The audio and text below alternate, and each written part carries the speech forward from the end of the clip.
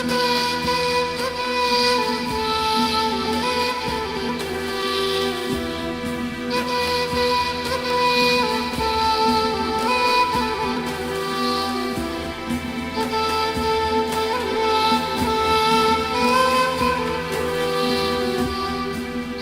حول ولا قوة إلا بالله العلي العظيم.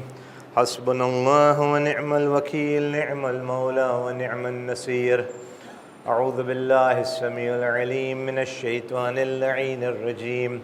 بسم الله الرحمن الرحيم. الحمد لله رب العالمين خالق السماوات والأرض، إلها واحدا أحدا صمدا لم يتخذ صاحبة ولا ولدا، والصلاة والسلام على أشرف الأنبياء والمرسلين خاتم النبيين رحمة للعالمين طه وياسين بالقاسم محمد.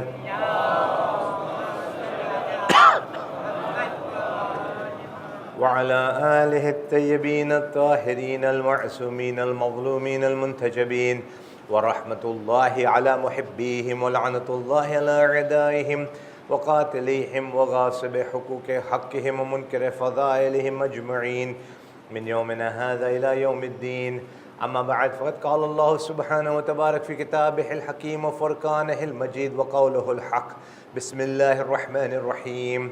يا أيها الذين آمنوا كتب عليكم الصيام كما كتب على الذين من قبلكم لعلكم تتقون.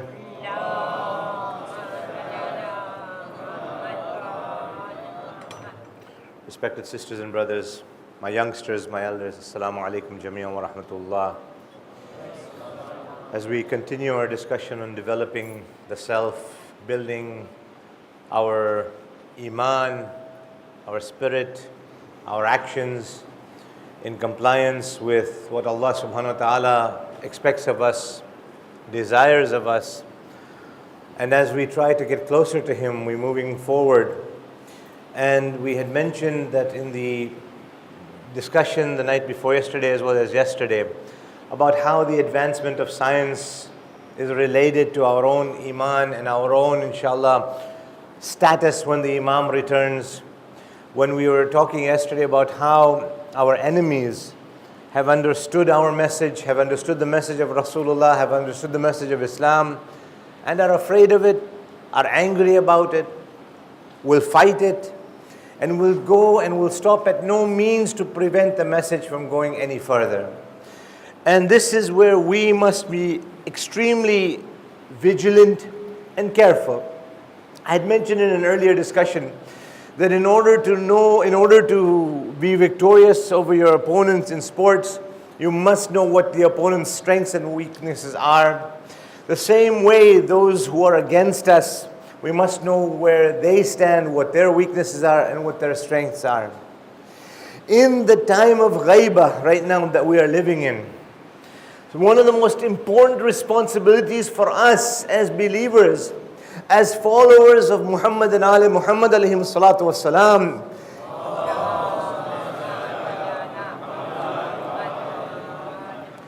is to prepare our actions and to prepare ourselves and make sure that they conform with what Allah wants those actions and those deeds to be.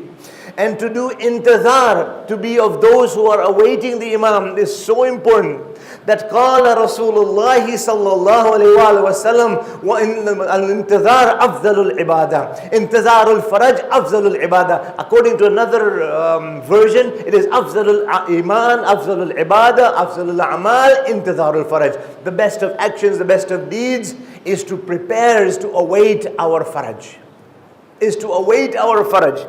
And to await the Imam means it is an all-encompassing. In the course of these, inshallah, one or two discussions, we will talk about intizar, what it means to be a muntazar of the Imam. Because the word intizar gets translated into English as waiting, to wait. The await is muntazir. Basically those who are awaiting. And so in the mind of the believers and in the mind of certain people, to wait is basically you're just sitting down waiting. And we'll talk about passive intizar and active intizar, inshallah. Two sort of types of intidhar, the passive and the active. And if we are doing proper intidhar, if we do proper intidhar, then the Prophet of Islam, one time when he was talking to his companions, a very important lesson arises for us. The Prophet was talking to his companions, and in the course of the discussion, he was asking them that, guess, can you tell me whose iman, whose faith is the best of faith? Qabil al-ta'ajjub. So some of them replied, Ya Rasulullah, the iman, the faith of the anbiya of Allah subhanahu wa ta'ala, that is qabil al-ta'ajjub, that is surprising. The Prophet said they've been guided by Allah subhanahu wa ta'ala. Their faith is not considered as this category. Somebody else says, Ya Rasulullah, the malaika of Allah subhanahu wa ta'ala, they fulfill the order of Allah, they complete whatever Allah ta'ala tells them. The Prophet replied that the malaika have been created for that purpose. They have no choice in the matter. They do whatever Allah ta'ala tells them. Another companion very modestly looks at the Prophet. He says, what about us, Ya Rasulullah? Our faith is pretty strong. Our faith is pretty good. The Prophet says, what is there surprising about your faith? I am in front of you. You have seen the miracles. You have seen all this transpiring, the rocks speaking, the trees bow. You've seen all that. What is so surprising about your iman? So one companion asked him, Ya Rasulullah, then whose faith will be that level that you are talking about, where the Prophet of Allah is saying that their faith will be the most surprising?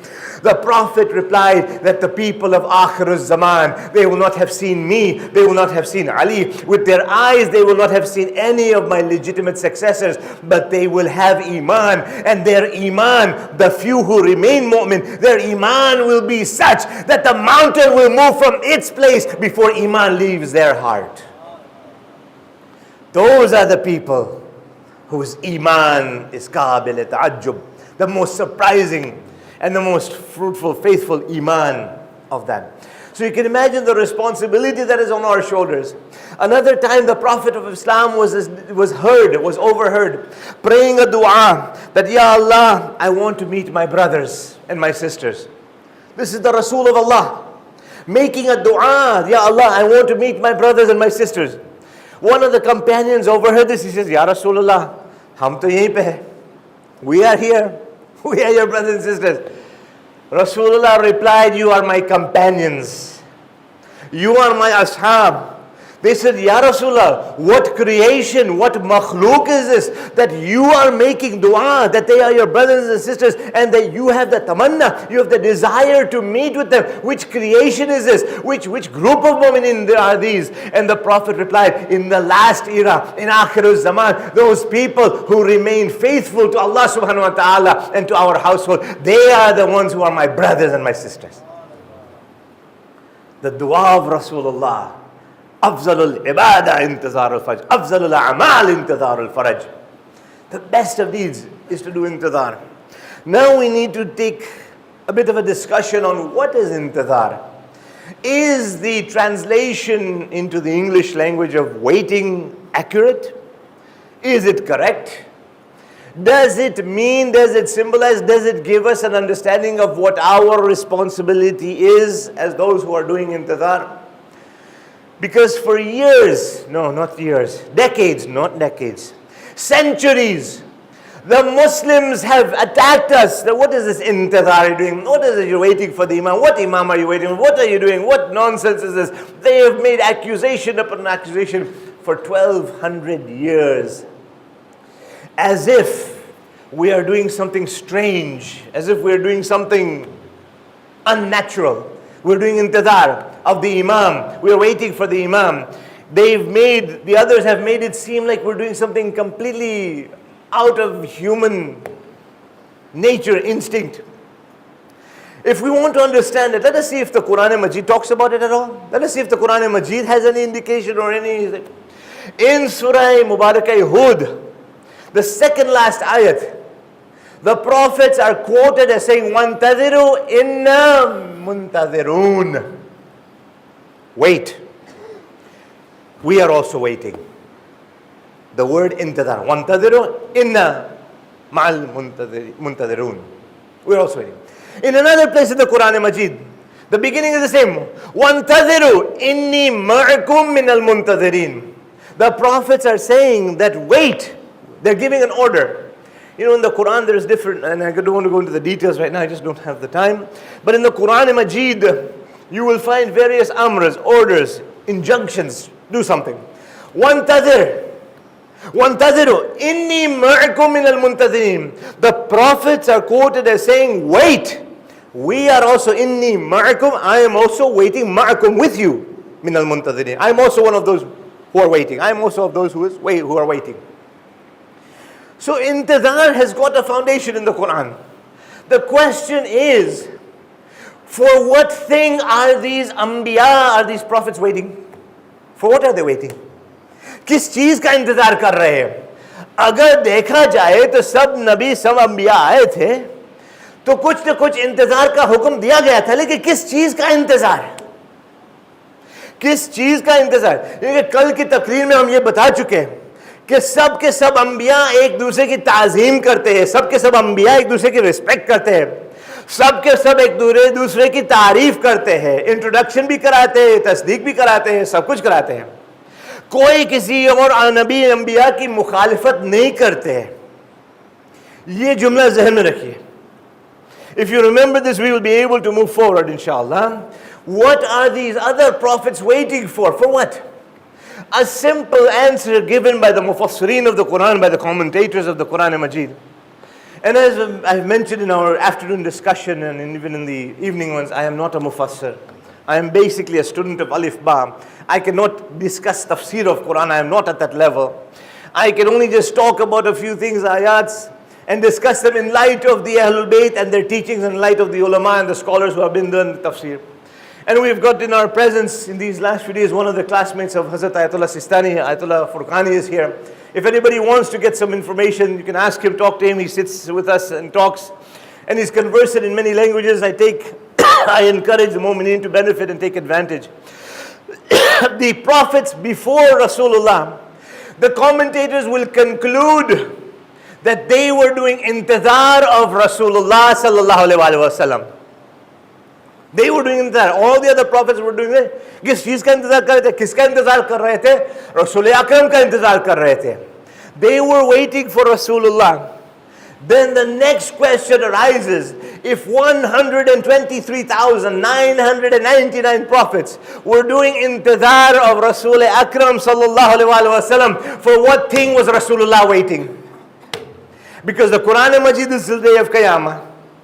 The ayat of the Quran until the day of Qiyamah. The Prophet also is amongst the muntazireen. For what is Rasulullah sallallahu alaihi wasallam waiting? Salawat ala Muhammad wa ali Muhammad.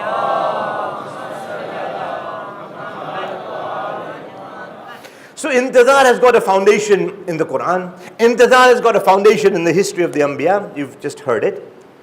Now we'll talk about just intidhar from a natural and instinctive point of view. Instinctive point of view. If you talk to a farmer who grows crops, and mashallah, Tanzania, Dar es Salaam, so many nice, beautiful, tasty fruits. Whenever I go to the Mu'mineen's places and they have the fruits, I am always admiring of that. I take my share and I see, mashallah, and I think to myself, beautiful, are these from here? यहाँ के है या बाहर थी आया छे? बड़ा मने कैसे कहना ना आया ना छे, आया थी होगे छे. मदाफू, मैंगो, केरी, आ बधी चीज़ों आया नहीं छे, पपाया भी आया छे, बधु माशाल्लाह, खुश नसीब छो तमे लोग, वाकई खुश नसीब छो. And they tell me કે season તો હોય છે, ક્યારેક season માં હોય છે, ક્યારેક મીઠાશ આની વધારે હશે, ક્યારેક મીઠાશ આની ઓછી હશે.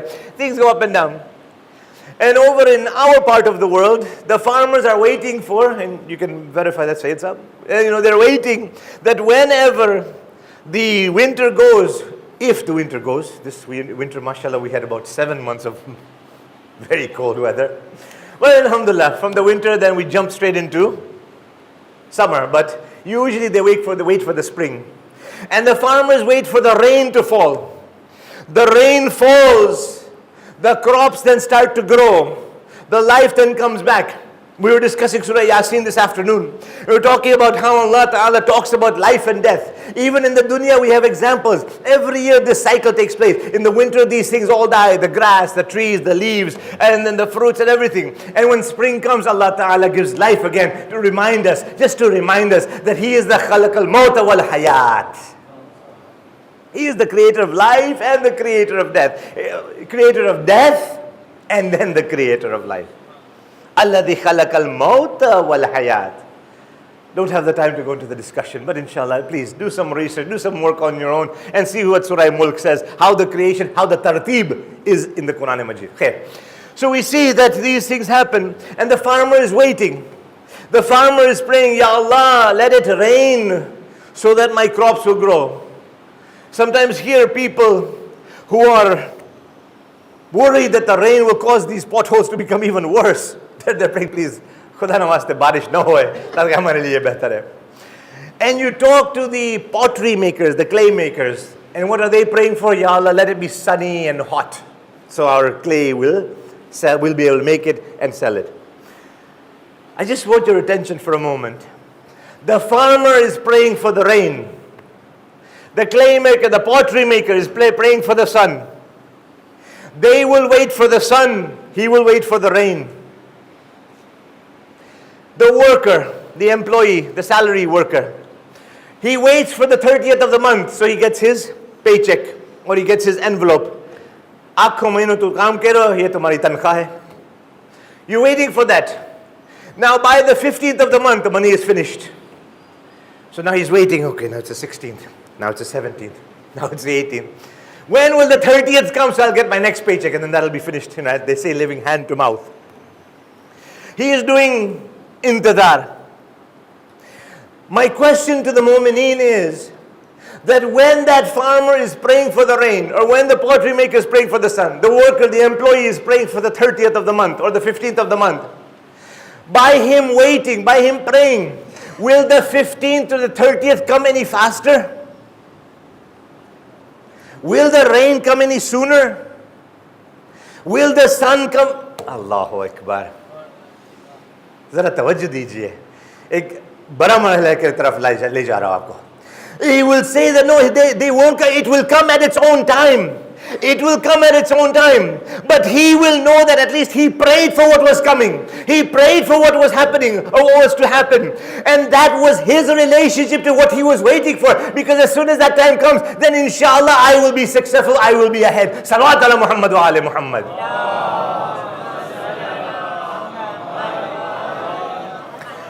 It won't make any change on what the ultimate destiny will be, but at least he will feel in himself that I did what I was able to. I made my dua, I prayed.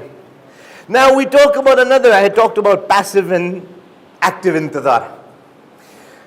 We see that we invite scholars for Muharram, Ramadan, and then somebody like me managed to come here. I told the committee, I told Shakil Bhai, on this date I'll be here. I'll be arriving on this flight, this time, and to try and avoid the, mashallah, Janabe traffic of Darussalam, I tried to time myself so that the plane lands at a time when it will not take us 2.5 hours to, or an hour and a half to go and come from the airport. So I land here and I come outside and nobody is there.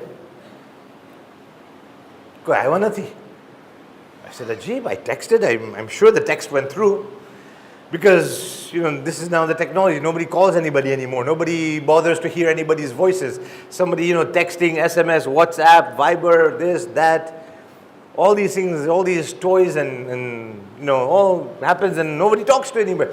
So I said, Then the first thing I did, check my phone, make sure that when I was leaving Dubai, did I have enough credit? Did the message go through? Sent. Okay, mashallah. I said, what happened? So I managed to have his number. Phone Agajan, brother, bhai, kya cho? Hame ghare che. Maro text mailo. Ha mailo. Hame what joy che tumhare liye. Where are you waiting for me? We're waiting for you at home. But what about at the airport? Yeah, you come home. We're waiting for you. So how will I'm... Okay, fine. Take a taxi. Now I'll tell you that I'm sure there might be some Zakirin, and if maybe my fuse blows, I'll tell the pilot, I'll tell the air host, I'll tell the check-in clerk, put me back on the flight, I want to go back. This is how they're doing intizar. This is how they're doing intizar. Let me go back home. They couldn't even send somebody, even if it was the servant, even if it was somebody, some ajnabi, at least with a sign, brother Shafiq, please come with us. But kuch bhi nahi. You'll tell me that, yeah, we're doing intizar, we're waiting for you, we've been waiting, we've been counting the hours, we've been counting the minutes. But you will tell me, and even the mu'mineen, if they find out, they'll say, Baba, that's not respect. Even though, he's not an alim, he's not a maulana, he's just, a zakir, he's just giving a few talks, he's sharing a few things with us. But even for somebody, because we invited him, at least do something, at least go to the airport, what have you done? And you'll say that this was not very nice. And then you look at what actually happened. The people were there, Mujtaba was there at 1:30 in the morning, ungodly hour. And they were there, the truck, the van was also waiting, because they must have thought, Maulanas come with their bags and suitcases, and as if they're going to be staying for 3 months when it's only about a week and a half. But they know, books are there, weight is there, heavy check, kapra nahi jarur par se khabar nahi, washing facilities haj se ke nahi hoy, books has se ke nahi hoy, Darussalam mein khabar na thi. Salawat ala Muhammad. You have a whole library, mashallah. The Jamaat has a beautiful library. On the second floor, you can go check. So you've got everything, but you just sometimes maybe you might not. And you see that somebody was there to receive me, to make sure I go home, to make sure that the room is comfortable, make sure that the AC is working, make sure that the bed is comfortable, the pillows are there, make sure everything is there, the shower is working, garam pani che ke nathi. Una tha ke bichara Maulana sahib thari jai ka to garam to ekdam garam thai jai. Ekdam garam bhi thai jase to bhi member ma problem, bahut thandi ase to bhi member ma problem. मजलिस का तकाजा ये होगा रे, अगर वो आप लोग उनको गर्म पानी में डालेंगे तो गर्मी निकलेगी मिंबर पे, अगर ठंडे पानी में मजलिस भी ठंडी होगी. सलवात पर मोहम्मद वाले Mohammad.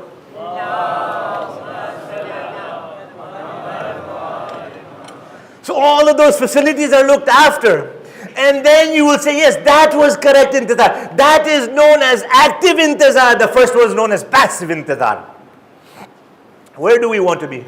Where does Rasulullah want us to be? In the history of Islam, prior to the arrival of Rasulullah, one city had a very big population of Jews, of the Yahud.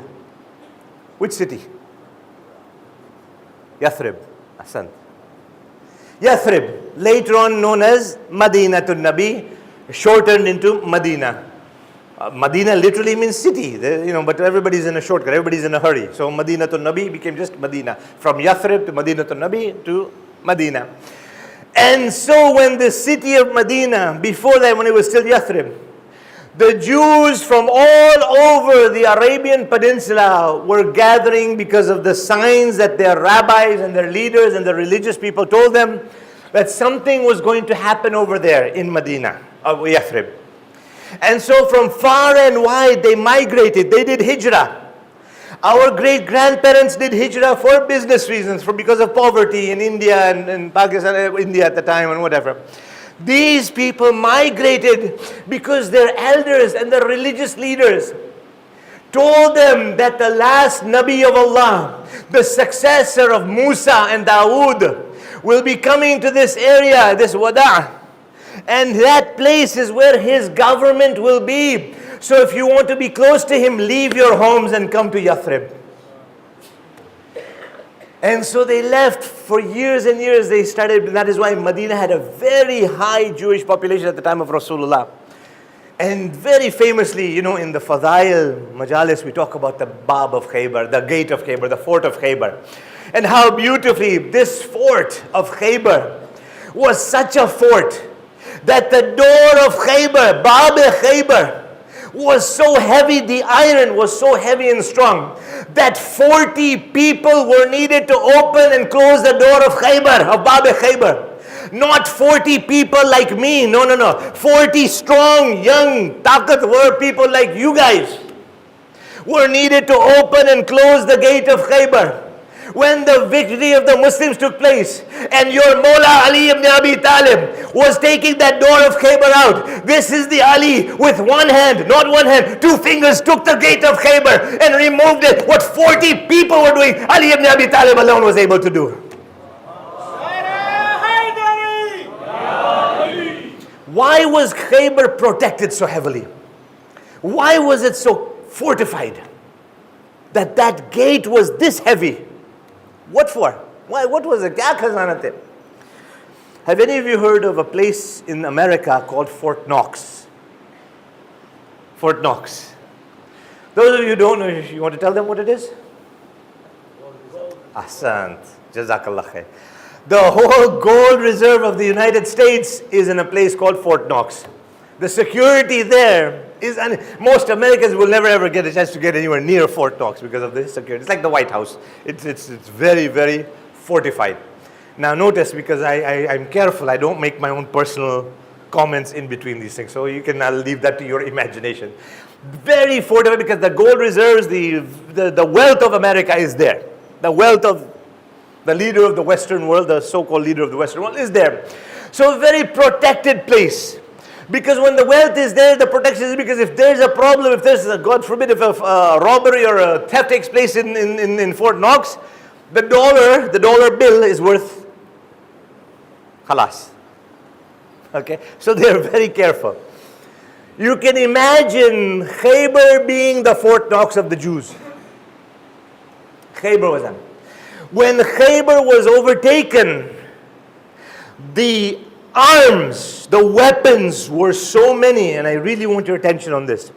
The weapons were so numerous that not only all the Sahabi, the Ashab received a fair share of the spears, bows, arrows and everything. Even little children were able to get bows and arrows. That's how much there was. And the amount of wealth, there was so much wealth in Khaybar. There was so much wealth in Khaybar that some of the companions who were so poor that they could not afford khajur, dates. You know, anybody who goes to the Hijaz, they go for Umrah or Hajj, they bring back one of the most barakati things, one of the most blessed things. This is what? Dates. Sayyana. And we're not saying that because they're cheap. We're not saying that. There's a barakah, there's a blessing in dates. But we know that because of the vast quantity, it is very inexpensive. One of the most affordable commodities in the Hijaz is dates throughout the Middle East. The companions, some of them who could not afford dates on a regular basis, their ghanima, their income, their war booty share was so much that for 3 generations nobody needed to work. I'm talking about the poor companions. For 3 generations they didn't need to work. Why was there so much wealth?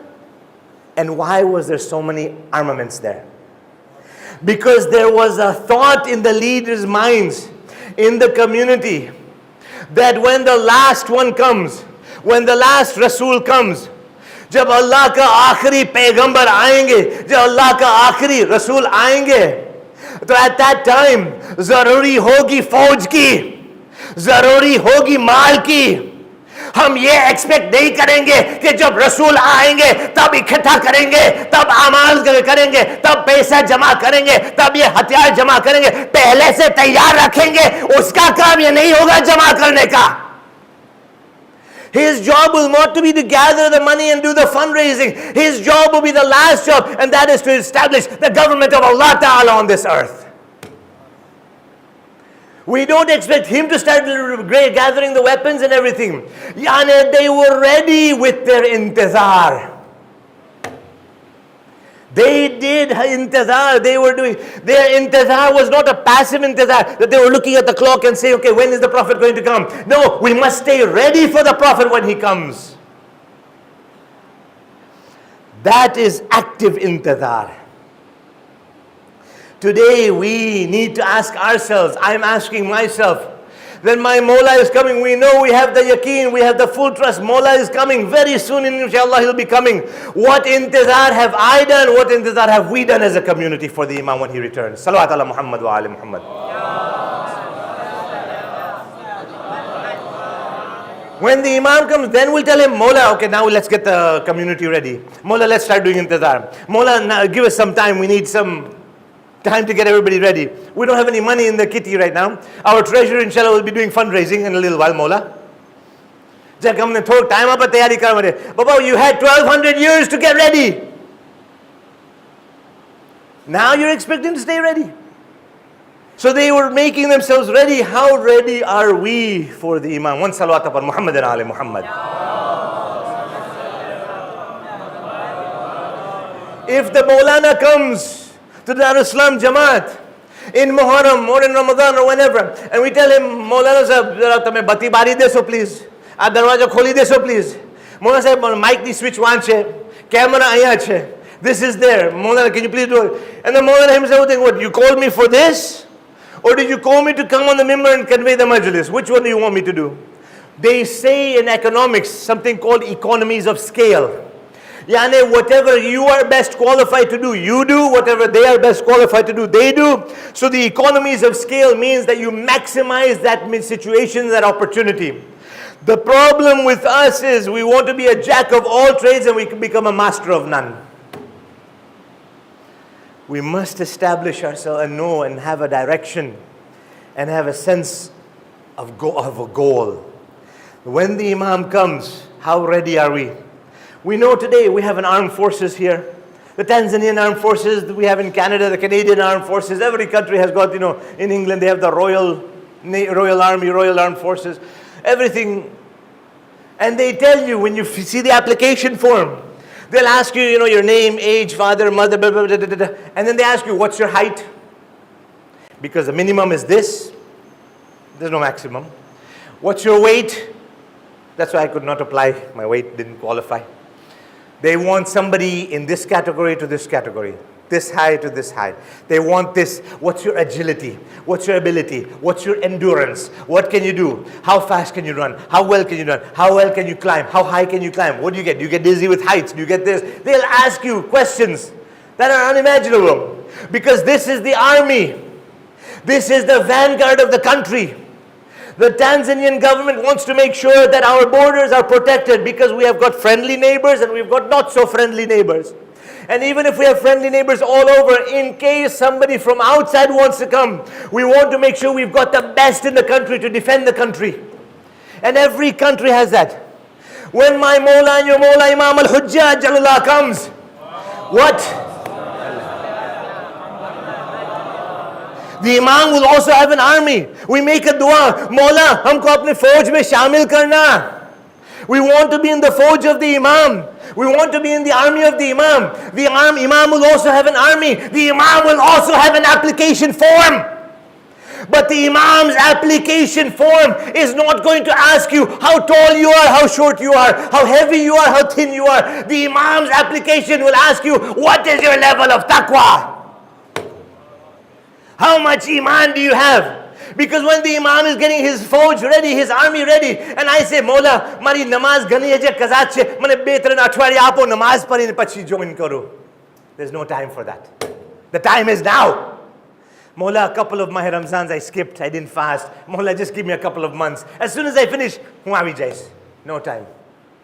Now and here. Now and here, start getting ready. Ourselves and our families. Ourselves and our children. Our parents and our spouses. The Imam's army will have women and men. It's not just a male-only chauvinistic army. Responsibilities will be different.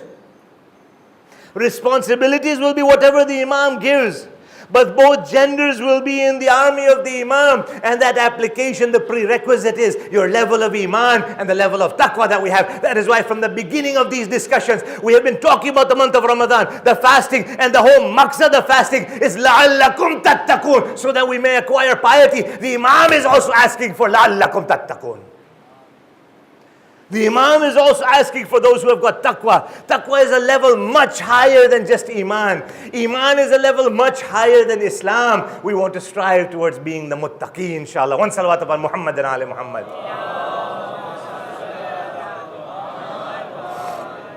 The level of taqwa, the status of taqwa is so high that we love our Mawla, our Imam. We love Amirul Mu'mineen. We love the cousin of Rasulullah, don't we? Ali ibn Abi Talib Mawla, the greatest one after Rasulullah who ever walked on the earth. The Imam says, remember, you are a mu'min. If you are a mu'min, then Ali is your Amir, he is your commander. Ya Amir al-Mu'mineen, we want you to be our Mawla, we want you to be our Imam. The Imam makes it clear and the Imam makes it known. I am the Amir of the Mu'mineen, but if you want me to be your Imam, then I am the Imam of the Muttaqeen. We say that in the Azan and we say that in the Iqamah. The Imam is the Imam of the Muttaqeen. Inshallah, we pray that Allah will give us taqwa, so we can be amongst those who are the followers and in the army of Imam Sahib al-Zaman, which is also the army of Amir al-Mu'mineen. Salawat ala Muhammad wa ali Muhammad.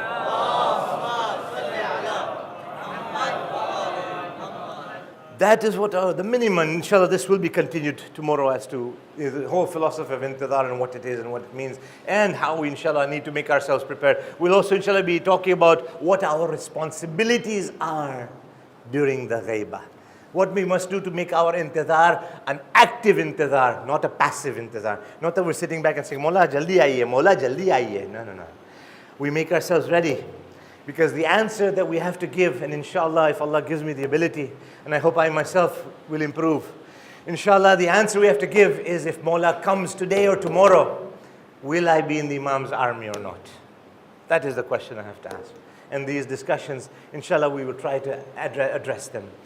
We were marking the shahadat, the wafat of Hazrat Khadija Tahira today.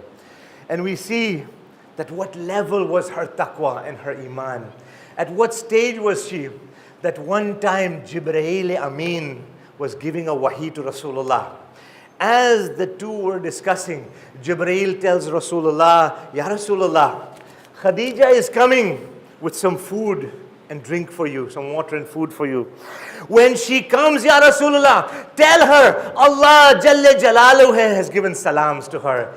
And when you give her Allah's salams, say that Jibreel is also giving you salams. Tell her Jibreel has also conveyed salams. This was the Khadija Tahira. That Allah is giving salams, Jibreel is giving salams. Her purity was such, her life was such, that never was she known to have done anything against the order of Allah. Even at a time when the people were idol worshippers, her purity, her taharat was never in doubt, even by the kuffar that were around. That is why many proposals had come to her. Many of the leaders of Quraysh had proposed to her. Many of the elders, the rich, the powerful. And she had rejected everybody. But the attention that was got was that of Rasulullah. And it was that attention that Hazrat Khadija responded to and went forward on. And that time that the Prophet suffered was one that one cannot even comprehend and imagine in their minds and in their hearts what Hazrat Khadija suffered. And it has been narrated even by Imam Bukhari that later on, when Aisha used to feel the discomfort, that oftentimes Rasulullah would remember Khadija.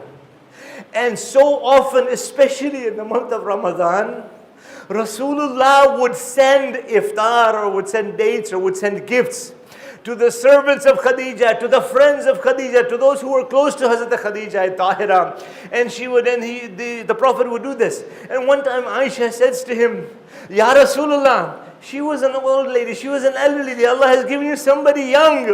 Why do you remember her so much? And at that time the Prophet's displeasure and anger was seen. And the Prophet said, do you not realize who was Khadija? Khadija believed in me when the rest of the world had rejected me. She was my support when everybody else was attacking me. She was my foundation when everybody else was trying to pull that foundation away from me.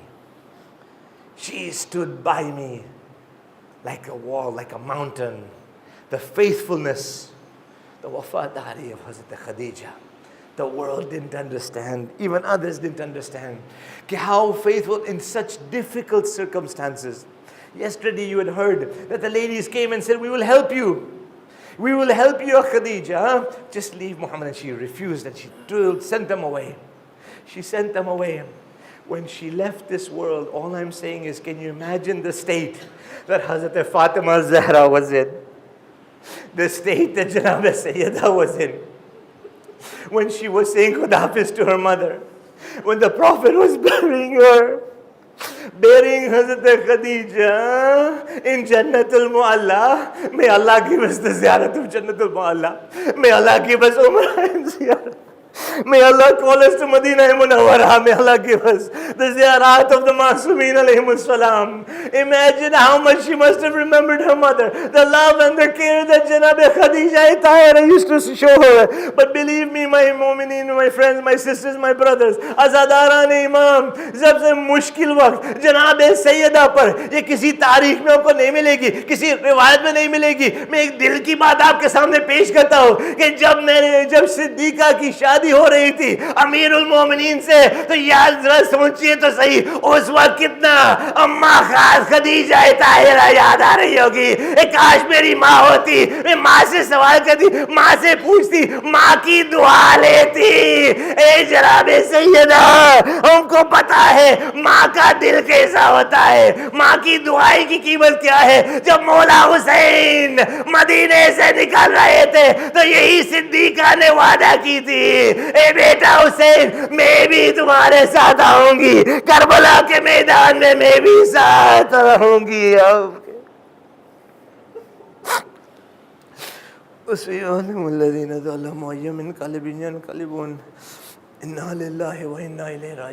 Allah, accept this ibadat from us. Forgive our sins, give us the tawfiq to remain away from sins. Ya Allah, make us amongst the muttaqi. Increase our iman, our taqwa. Especially in this month of Ramadan al-Sharif, give us the ability to be closer to you, Ya Allah. Those who are ill, grant them shifa kamila from their list. Those who are in debt, help them fulfill their debts. Those who are suffering, hasten the downfall of the oppressors and end their suffering, Ya Allah. Protect our ulama, our maraja who are serving while the Imam is in occultation. Grant them a long and healthy life in the service of Islam. We beg you, we ask you, Ya Allah, return our Mawla, the reappearance of Imam al-Hujjah. Let us see Zamana al-Dhuhur with our own eyes. Let us be amongst the Ashab and the Ansar of the Imam. Until the end of our lives, we stay with the Imam.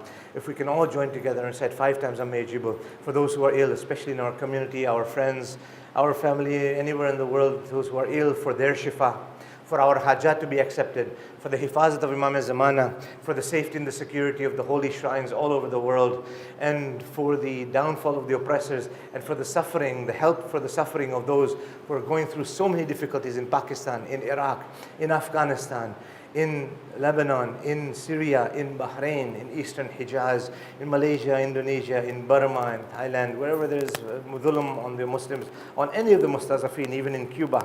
Ya Allah, for all of them. Bismillah, 5 times together. Bismillahir Rahmanir Rahim. Amma yujibul mudtarra idha da'a wa yakshifu as-su'. Amma إذا دعا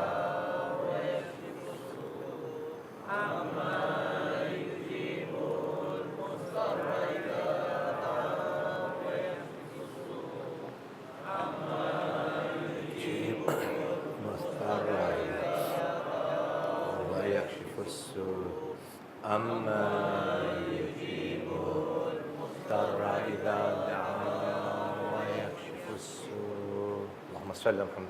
الفاتحة للأرواح المؤمنين والمؤمنات والعلماء والشهداء. الفاتحة. بسم الله الرحمن الرحيم. الحمد لله رب العالمين الرحمن الرحيم مالك يوم الدين. إياك نستعين اهدنا الصراط المستقيم الذين أنعمت عليهم غير المغضوب عليهم الضالين. صدق الله العلي العظيم.